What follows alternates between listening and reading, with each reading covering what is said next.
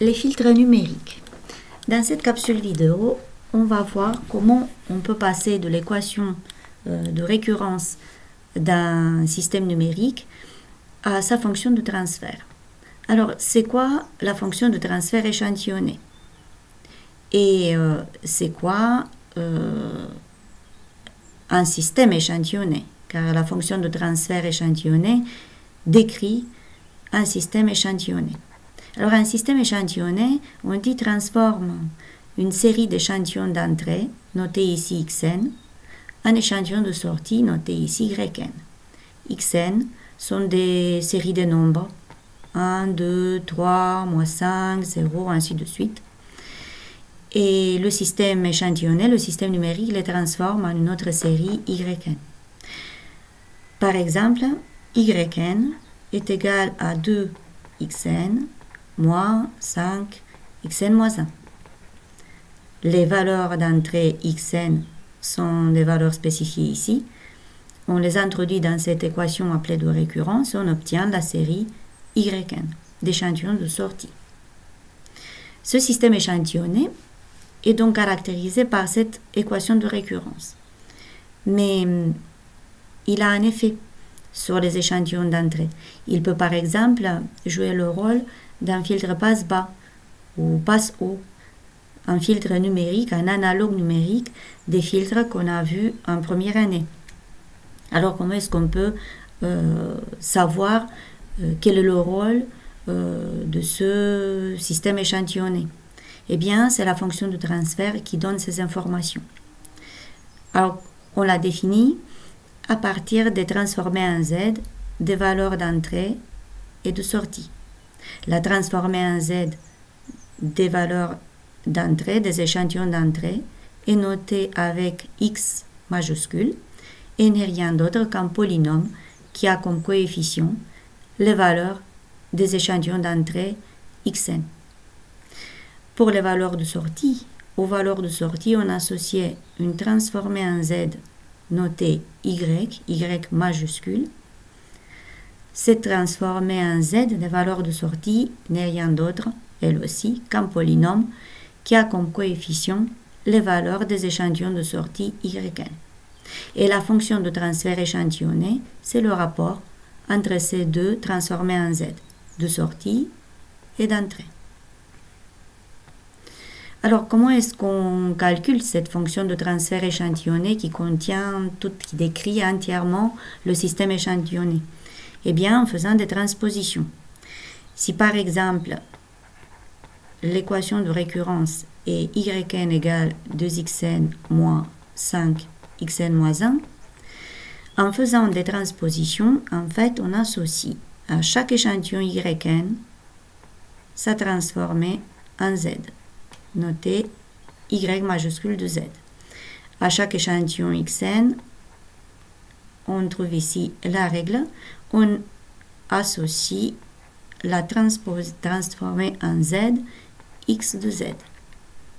Si l'échantillon concerne un pas précédent, n-1, alors ici, on observe que toute transposition à un pas n-k se traduit par la multiplication de la transformée en z x par la variable z à la puissance moins k. Ici, k est 1, donc l'échantillon est x n-1, donc la puissance sera moins 1. On va voir comment on calcule la fonction de transfert sur un exemple. Donc, les transpositions nous disent que yn va être remplacé par y de z, donc ici y de z, xn par x de z, donc ici on remplace xn, l'échantillon xn, on va lui associer sa transformée en zx. L'échantillon a été multiplié par une constante 4, donc on va remettre la constante devant la fonction de transfert, moins xn moins 2, et on a dit, lorsque on a affaire à des échantillons qui sont mesurés, qui concernent un instant antérieur, ici xn moins 2, alors la transposition va se faire de la même manière. X devient x majuscule, mais il est multiplié par z à la puissance moins 2. Donc ici, xn moins 2 sera z moins 2 fois x de z. Alors, le but est de calculer la fonction de transfert. Or, la fonction de transfert h de z, pour rappel, c'est le rapport entre la transformée en z de sortie et la transformée en z des échantillons d'entrée. Donc, on doit créer le rapport y sur x. Est-ce qu'on peut le créer? Oui, car ici, on voit que dans le membre de gauche, on a y, et dans le membre de droite, on peut factoriser x de z. 4x moins z à la puissance moins 2 fois x est égal aussi à x fois 4 moins z moins 2. Et donc le rapport y de z est facile à obtenir. Y sur x s'obtient en divisant à gauche et à droite par x de z. Donc y de z sur x de z est égal à 4 moins z à la puissance moins 2. Et ce rapport-là, on a dit, c'est la fonction de transfert de ce système, associé à cette équation de récurrence. Un autre exemple un peu plus compliqué. Yn égale 0,5 xn plus yn moins 1 plus 1,5 xn moins 1. Alors, on applique les transpositions de tout à l'heure. À yn, on associe y de z, la transformée en z des échantillons de sortie, fois 0,5, c'est une constante. Et dans la parenthèse, on aura donc xn échantillon, on va le transposer en x de z, fonction de transfert en z des échantillons d'entrée, plus, on a ici un terme yn moins 1 à un instant antérieur, donc lui se transpose en multipliant la transformée en z des échantillons de sortie par z à la puissance moins 1, donc fois y de z, z moins 1 fois y de z. On ferme la parenthèse et puis on s'occupe de terme 1,5 xn moins 1. Xn moins 1, ça va être pareil, z moins 1, cette fois x de z. Et on veut pareil, on cherche le rapport y de z sur x de z, qui n'est rien d'autre que la fonction de transfert de ce système.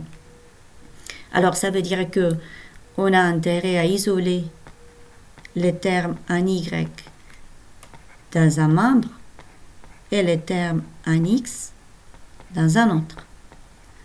Donc dans un premier temps, on fait les multiplications. Donc on obtient cette égalité et on choisit de passer dans le membre de gauche tous les termes en y et de laisser dans le membre de droite tous les termes en x. Pourquoi? Puisque par la suite, on pourra factoriser y et x et on pourra créer le rapport y sur x. Alors, si on passe ce terme-là dans le membre de gauche, on aura y de z moins le terme change de signe en changeant de membre, moins 0,5 z moins 1 y de z est égal, et dans le membre de droite, on copie ce qui reste. 0,5 x de z plus 1,5 z moins 1 x de z. Et maintenant, on factorise y de z fois 1 moins 0,5 z-1 est égal à x de z. Il apparaît dans les deux membres, donc on peut le factoriser. 0,5 plus 1,5 z-1. D'où, si on divise à droite et à gauche par les termes qui nous permettent d'isoler y sur z, on obtient. Donc, on va effacer le tableau et on va s'occuper de cette expression. Alors, tout d'abord, je veux avoir dans le membre de gauche seulement y de z égale à quelque chose. Alors, y de z, pour qu'il soit tout seul, ça veut dire que ce terme-là doit passer dans le membre de droite. Donc, il me suffit de diviser à droite et à gauche par ce membre-là. Or, à droite, j'avais x de z fois 0,5 plus 1,5 z-1.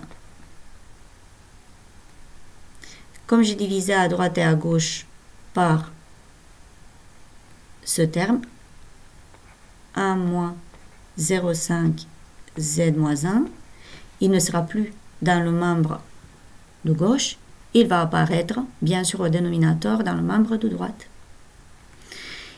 Et maintenant, ce qui me reste, c'est de recréer le rapport, de créer le rapport y sur x, donc de ramener ce terme-là dans le membre de gauche. Ça se fait simplement en divisant par x à gauche et à droite, et on obtient y de z sur x de z est égal à ce qui reste, c'est-à-dire 0,5 plus 1,5 z-1 divisé par 1 moins 0,5 z-1. Et ce rapport n'est rien d'autre que la fonction de transfert associée à cette équation de récurrence.